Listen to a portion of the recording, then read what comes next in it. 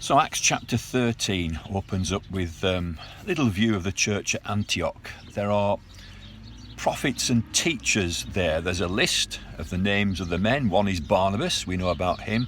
Manaen, I spoke about him the other day, a lifelong friend of King Herod, and he's well into his 60s, and perhaps that's where he stayed and ministered there throughout his time as a believer. That was his place. But Saul is on the list as well. Now, this is the great apostle. Well, he's not yet the great apostle. We find him at this stage, it's maybe 3 years after his extraordinary conversion, and he's just part of the church. I say just, it's a great thing, but he's part of the church at Antioch. He's a teacher at the church at Antioch.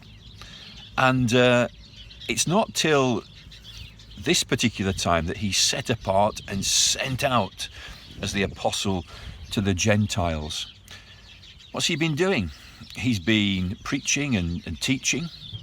He's been encouraging, and he's now settled at the church in Antioch. It's Barnabas who went to Tarsus and found Saul and brought him to Antioch, and there he settles as a teacher. He'd been to Arabia. He spent some time quietly, but his great task was still ahead of him. And it really teaches us that we need to be patient. When we're converted, God has a task and a plan for us. We need to seek him as to what that is.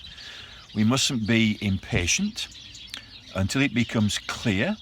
We live as Christians. We live for him. We use the gifts that have been given to us, and we settle until God calls us to something in particular. Whether you're to be a Sunday school teacher, a youth worker, a deacon, an elder, a pastor, God has got to work for you and for me. But Saul, after 3 years, he's content to be a teacher in a local church until God makes it clear to him what he would have him do.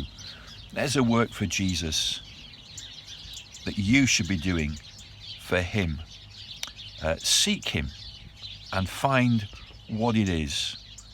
But until it becomes absolutely clear, rest in being a believer where you are. Jesus bids us shine with a pure, clear light. You in your small corner and I in mine.